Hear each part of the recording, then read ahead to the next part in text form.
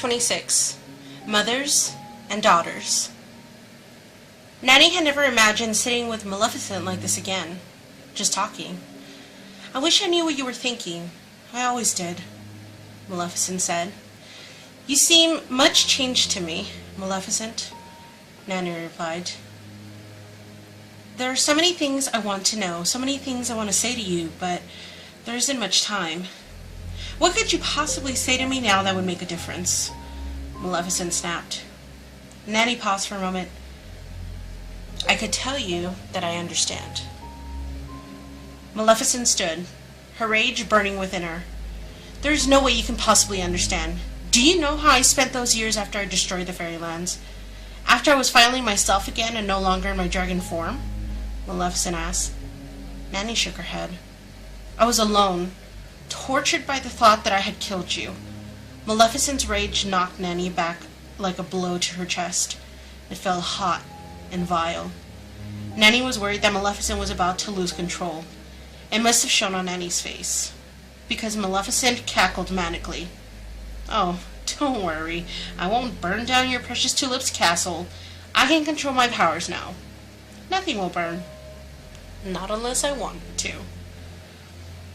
Nanny didn't find that knowledge reassuring. "Maleficent, listen to me. I couldn't find you, I swear. I searched everywhere. I used every kind of magic I could to seek you out. I mourned you sincerely, because I thought you had died when you destroyed the fairylands. I thought your rage had consumed you. You have no idea how much I suffered over the loss of you." Maleficent shook her head violently. "But when you learned she was alive, you didn't come to her. Your daughter, the Odd Sisters, told you they'd found her, and you didn't come. You didn't come for her. You left her alone in that ruined castle." "You mean I left you alone in that castle? I didn't come to you? That girl, your daughter, she doesn't exist. She's dead because you abandoned her." "I was afraid," Nanny admitted. "It wasn't until the Odd Sisters came to me for help with the little princess that I knew what you had been going through. But then I had Aurora to consider.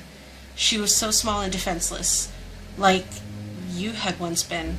She needed a home, and she needed someone to care for her and love her. So you put her in the hands of 3 good fairies? You gave my daughter to them? How could you?" Nanny was shocked. "Your daughter? How is that possible? Is that true?" "Don't pretend like you didn't know. Of course you knew. You knew everything.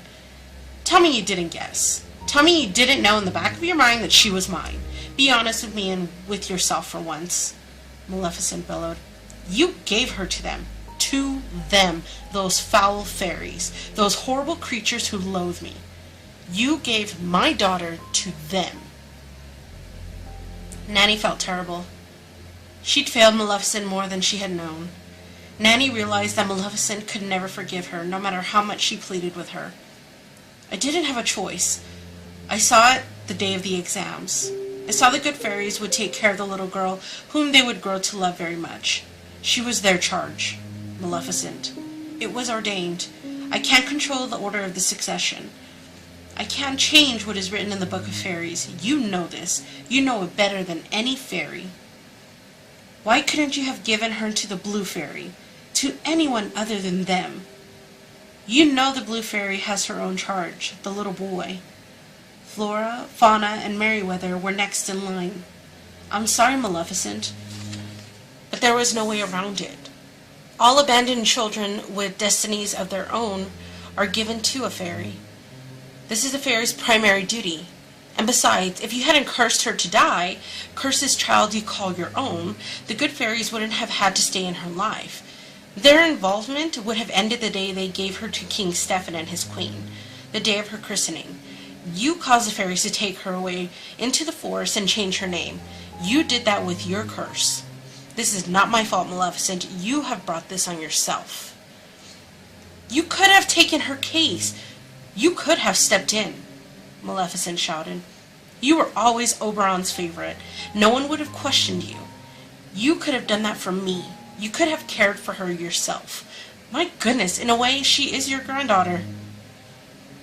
Nanny was stunned. What do you mean, my granddaughter? Where did you get Aurora? Is she your true daughter, or did you find her? The odd sisters didn't tell you? You really don't know? Maleficent's face became very still. She looked like an animal, considering her prey as she tried to decide if Nanny was telling the truth. Nanny couldn't hear Maleficent's thoughts. She had no idea what she was thinking. Her face revealed nothing. No emotion, not even anger. Maleficent smirked. I've been practicing keeping my thoughts from you. I see that it's working. For too long you invaded my mind. For too long you tried to steer me onto the course you thought I should take. All the while you knew we would end up here, in this place, in this time, as enemies. I am not your enemy, Maleficent. You are. You dare say that to me? Am I just another vain, power-hungry fool flinging herself into danger? Don't insult me. You have no idea the pain I endured, what I went through. Tell me. Maleficent was taken aback. What? Tell me what you went through. I want to hear it. Nanny desperately wanted Maleficent to forgive her, not just for her sake, but for Maleficent's. Oberon was still waiting outside, and she wanted to buy Maleficent more time, to give her a chance to redeem herself. Nanny wanted the tiny star in Maleficent's heart to guide her to redemption, to lead her away from the darkness. Then maybe, just maybe, Oberon would spare her life.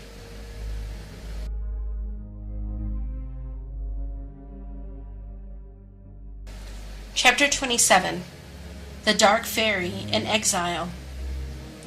The first memory I have of the place I now call home is sitting on my cold stone throne. I remember shivering in pain, but I felt it deserved it.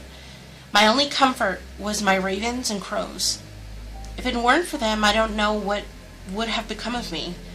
You have to understand I'm speaking of how I felt then, not how I feel now. I was a different person then. Now, everything feels detached. Have you ever looked back on events that happened many years ago and felt as if they happened to someone else entirely? This is how I feel now, except the detachment is now more profound, because truly I was another person. I have memories of my feelings, of how I felt in the past, but I truly don't think I feel anything now, except rage and undeniable need to protect my daughter. I found my crumbling castle quite by mistake and decided to make it my home. It was inhabited by foul little creatures that feared me. They had seen me in my dragon form and decided I was sent there by their former ruler, Hades, to rule over them in his stead. I found out later my castle was once a great place of power, and the little creatures who were to become my goons had been left there, abandoned by Hades when he fled those lands. I never saw the god of the underworld. He didn't visit me, but my birds told me the story relayed to them by the creatures. I spent many years there, alone, suffering over what I had done. I felt I deserved all the pain I was experiencing, and I became very fearful of ever becoming angry again, fearful that I might destroy myself in the process. The pain involved in becoming a dragon is unbearable. I honestly didn't think I would survive it again. That's why I stayed a dragon for so long. I was afraid of the pain involved in transforming back to my true self, and I was afraid of who I would become once I took my true form. Eventually, I became lonely and tired of always fighting off some young man who wanted to prove his bravery by killing the great dragon. But it was really the hope of seeing Diablo, Opal, and my birds again that gave me the courage to become myself. I had been without them for so long. My loneliness was palpable. It ate away at me, leaving me with little hope that once I was myself again, they would at least hear my call. But they did. And when I was transformed, I found I was very much the same person I was before. I was the fairy you knew and loved, except I was filled with an unspeakable sadness and a tremendous guilt for what I thought I had done to you and everyone else. As the years passed and my loneliness deepened, I wish you had never found me in that crow tree. I wish I'd never known what it was like to be loved by someone. In those years, my pain and longing for you was so desperate that it rivaled the agony of my dragon transformation. I spent my days practicing magic and reading the book my crows brought to me, spirited away from far-off places. I had my books, my crows, and my ravens. I honestly didn't feel I needed anything else. That is, until the odd sisters found me.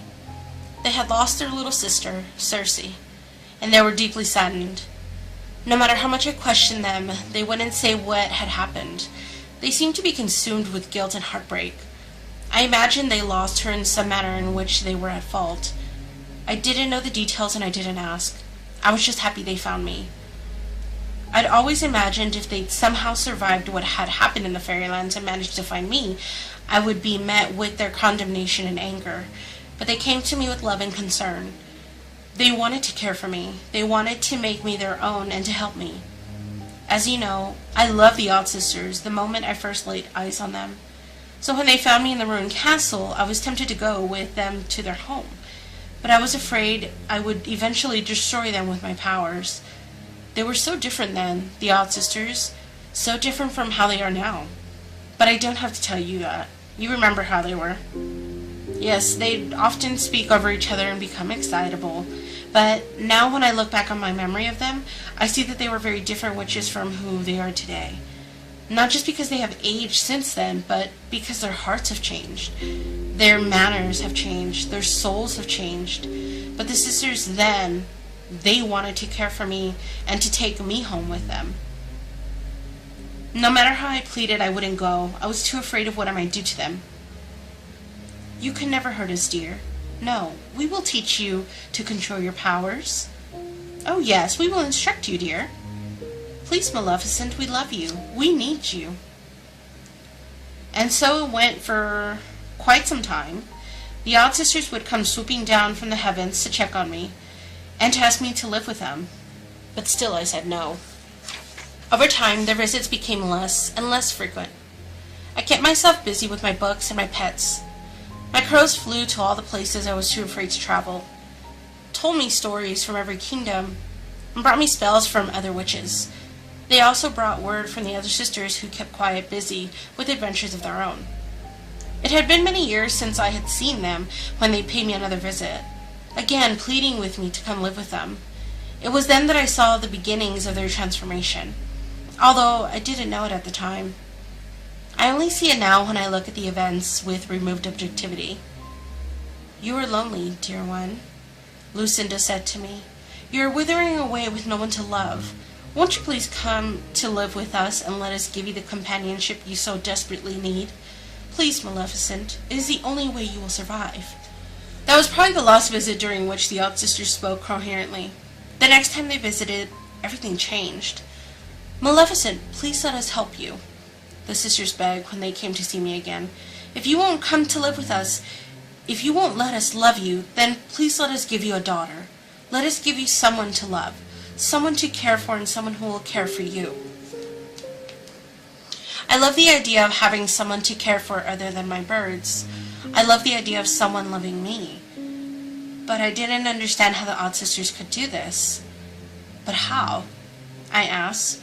The Odd Sisters laughed, but not in jest. They laughed because they were happy.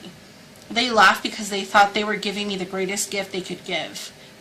Love. But I was worried. I wasn't sure if this was something I should consider. I wasn't sure if it was safe. They assured me it was. Oh, my dear, don't fear. We can do this. We've been devising this spell for many years, perfecting and mastering it before we dared to use it. We would never offer you such a great gift or dangle it in front of your face if we didn't know we could really give it to you. Lucinda had been doing most of the speaking, but this time it was Ruby who spoke. And we would never give you a spell that would put you in danger, dear one. We planned to use the spell ourselves. And then it was the sweet Martha, with her slightly kinder eyes, who spoke. We created the spell for ourselves, you see. So you know it must be safe, and once it was perfected, once we knew it was finally right, and we were about to use it, we had an epiphany. We should help Maleficent. We will give her this gift. All the sisters were talking at once, their excitement and love overcoming them. We want to give this to you, Maleficent. Please let us help you. I couldn't express to them how much their offer meant to me, how wonderful this gift really was. And yes, of course, I would take it. I would have a daughter. I couldn't make myself speak. I couldn't find the words to express my gratitude to them. We know, our dear little dragon fairy witch, we know. Please, there is no need for words, not between us. It was several weeks later when the odd sisters summoned me to their home. They sent a message with Opal, who must have been visiting them on one of her adventures. They said it was finally time to do the spell, but that it needed to be performed at their home. I never left my castle, not ever. Not once in all those years, and I was terribly anxious. I was so afraid to use my powers, terrified to use even the simplest of travel charms, that I decided to go by foot to where the odd sisters had placed their house. It was the outskirts of the kingdom, not very far away at all, but the idea of traveling even such a short distance sent a panic through my entire body. I summoned Diablo, Opal, and my other birds, and I asked them to fly overhead and watch the sky. The odd sisters' letter said that they would have placed their house closer to my castle, but something had prevented them from doing so. They assumed it was some sort of security measure by the previous occupant that was remaining in place. As I walked through the forest, I felt foolish for being so frightened, but then a desperate need to flee came over me.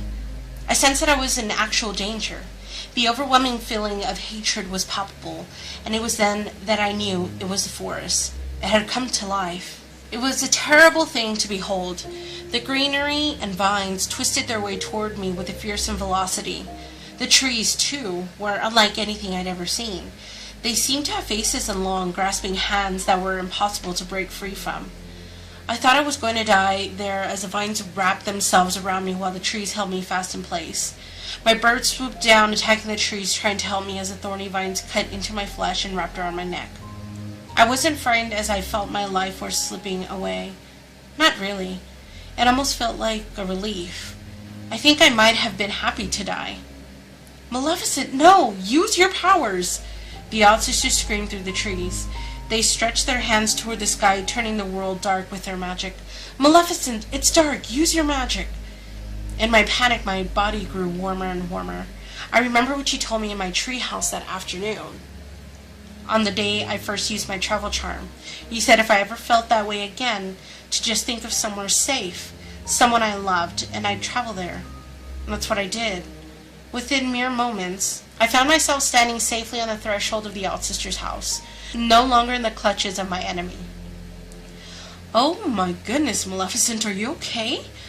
Lucinda asked. I thought I was. I couldn't tell. I think I was in shock. We should have known. We should have known you would be the enemy of nature after what happened in the fairylands. We were stupid not to have thought of it. We're so sorry. And it made sense, even without the explanation from the odd sisters. I was the enemy of nature. It seemed only right after I destroyed the fairylands. I knew I deserved it. It was my curse, and I feared for my daughter. What if I passed my curse on to her? Oh no, the trees will not condemn her for your deeds. Not to worry, the odd sisters assured me. The inside of the odd sisters' house was very different from my own. It was comfortable, warm, and inviting. It reminded me of my years with you in the fairylands, with its cozy kitchen and large windows. Outside the large round kitchen window, there was even a tree in which my birds could perch. I wonder why I hadn't accepted their offer to bring me there years ago. We're ready to start the spell, Maleficent, but first we need to make you aware of the terms, Lucinda said. Ruby took over. The spell only requires the very best parts of you.